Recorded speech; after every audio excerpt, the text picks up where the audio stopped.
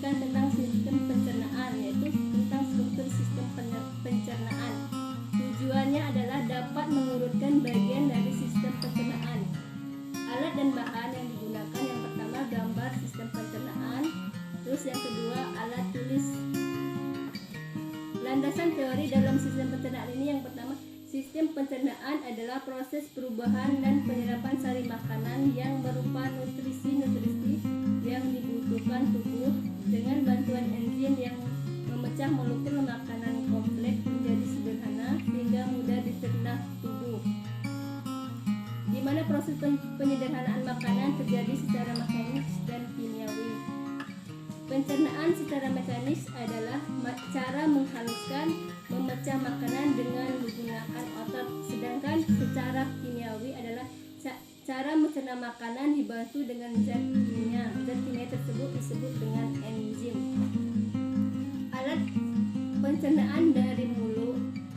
Alat pencernaan terdiri dari mulut, esofagus, lambung, usus halus, usus besar, rektum, anus, dan organ-organ lainnya yang berperan dalam proses pencernaan seperti hati, empedu, dan pankreas. Hasil dari praktikum terdiri dari bagian-bagian utama pada sistem pencernaan pada manusia adalah, yang pertama, rongga mulut, kerongkongan, lambung, usus besar, usus halus, anus. Dimana untuk bagian mulut itu adalah untuk bagian terdepan dari sistem pencernaan manusia. Mulut dianggap sebagai pintu bagi makanan dan minuman yang telah dikonsumsi untuk masuk dan diteruskan kepada sistem pencernaan selanjutnya. Bagian mulut terdapat beberapa bagian penting, diantaranya adalah lidah. Lidah ini berfungsi untuk merasakan makanan seperti memposisikan makanan agar mudah dikunyah dan membantu makanan agar mudah ditelan. Kemudian gigi. Bagian gigi ini berfungsi untuk mengunyah makanan yang dikonsumsi agar menjadi lebih halus dan lebih mudah dicerna. Yang terakhir adalah ludah. Ludah ini yang akan membantu Anda menelan makanan dengan lebih mudah lagi dan juga berfungsi sebagai pelindung rongga mulut. Selanjutnya bagian kerongkongan atau esofagus. Kerongkongan atau esofagus berasal dari bahasa ilmiah. Kerongkongan merupakan lorong yang akan dimasuki makanan yang selesai dikunyah dan telah diproses dalam mulut. Kegiatan ini terjadi antara rongga mulut dengan menuju lambung dan melalui proses pencernaan yang selanjutnya. Gerak peristaltik adalah gerak yang membantu mendorong makanan yang sudah dikunyah agar masuk ke dalam lambung secara perlahan-lahan. Berdasarkan penelitian, makanan akan melewati kerongkongan biasanya hanya terjadi dalam waktu 6 detik. Selanjutnya bagian lambung. Lambung atau dalam bahasa ilmiah disebut ventriculus. Lambung berbentuk seperti kantong yang menggelembung dan letaknya pada bagian kiri dalam rongga di perut. Lambung secara garis besar terdiri dari 3 bagian. Ia memiliki fungsi penting dalam sistem pencernaan. Salah satunya adalah menghasilkan asam klorida yang akan membasmi semua mikroorganisme yang ada pada makanan yang kita makan.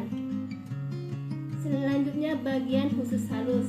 Usus halus memiliki beberapa bagian, antaranya usus 12 jari, usus kosong, dan usus penyerapan.